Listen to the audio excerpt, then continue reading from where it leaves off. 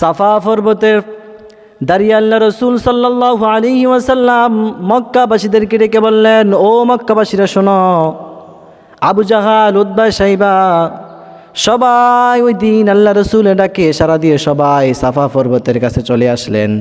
আল্লাহ রসুল মক্কাবাসীদেরকে ডেকে বললেন, ও মক্কাবাসীরা শোনো, আমি তোমাদের মাঝে 40টা বৎসর তোমাদের সাথে চলাফেরা করেছি। এই চলাফেরার মধ্যে কখনো কি তোমাদের সাথে আমি মিথ্যা কথা বলেছি? মক্কাবাসীরা সমস্বর এক উচ্চস্বরে সবাই বলল, না, তুমি মিথ্যা কথা বলো নাই। তখন আল্লাহ রাসূল বললেন, আমি যদি এখন একটা কথা বলি তোমরা কি আমার কথা বিশ্বাস করবে? মক্কাবাসীরা বললেন, হ্যাঁ, অবশ্যই বিশ্বাস করব, কেন নয়, কারণ তোমার এই 40 বছর জিন্দিগিতে আমরা কখনো মিথ্যা রেকর্ড দেখি নাই, শুনি নাই, অবশ্যই তোমার কথা আমরা বিশ্বাস করব। আল্লাহ নবী ওই দিন মক্কাবাসীদেরকে বললেন, ও মক্কাবাসীরা, আমি যদি এখন বলি এই সাফা পর্বতের পেছনে একদল শত্রু বাহিনী তোমাদেরকে মারার জন্য প্রস্তুতি গ্রহণ করছে, তোমরা কি তা বিশ্বাস করবে? ওই মক্কার কাফেরেরা, বড় বড় লিডারেরা, আবু জাহাল, আবু লাহাব, উতবা, সাইবা সবাই বললেন, অবশ্যই অবশ্যই এটা বিশ্বাস করি। তুমি যদি এই কথা বলে থাকো তাহলে আমরা এখন থেকে প্রস্তুতি গ্রহণ করব, আমরা তাদের মোকাবেলা করব।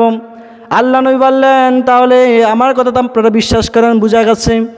তাহলে আমি এখন আরেকটা কথা বলবো, সেটা হলো আমার কাছে আল্লাহর পক্ষ থেকে ওহী আসে, আমার কাছে কোরআনে আয়াত আসে, আপনারা যার ইবাদত করেন ওই ইবাদত ছেড়ে দিয়ে একমাত্র আল্লাহর ইবাদত করবেন, মূর্তি পূজা ছেড়ে দেন, এইসব ছেড়ে দিয়ে আল্লাহর পথে চলে আসেন, আমাকে নবী হিসাবে গ্রহণ করেন।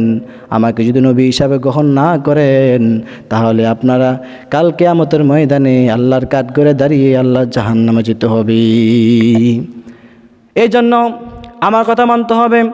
তখন ওই মক্কার লোকেরা এতক্ষণ যেই নবীকে আল আমিন বলে ডেকেছেন, যে নবীকে সত্যবাদী হিসাবে ঘোষণা করেছেন, যেই নবী মিথ্যা কথা বলে নাই এই সার্টিফিকেট দিয়েছেন, ওই লোকগুলাই একই জায়গায় একই সময় একই জবান দিয়ে তারা বলতে লাগলো, মুহাম্মদ একটা মিথ্যাবাদী, মুহাম্মদ একটা ধোঁকাবাজ।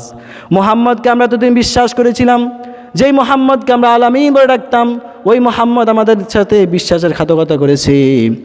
অতএব এই মুহাম্মদ একটা ধোঁকাবাজি, তার মধ্যে কোনো সন্দেহ নাই। যেই মুহূর্তে আল্লাহ রসুল সাল্লাল্লাহু আলাইহি ওয়াসাল্লাম পক্ষে কথা বলেছেন, মূর্তি পূজার বিরুদ্ধে কথা বলেছেন, তাদের ধর্মের বিরুদ্ধে কথা বলেছেন, বাপদাদা ধর্মের বিরুদ্ধে কথা বলা মাত্রই তারা আল্লাহ রসুলকে মিথ্যাবাদী বলা শুরু করে দিয়েছেন। এতক্ষণ আল্লাহ রসুলের মতন বিশ্বস্ত লোক মক্কার জমিনে আর কেউ নাই, তারাই সার্টিফিকেট দিয়েছেন। অতএব একার থেকে বোঝা যায়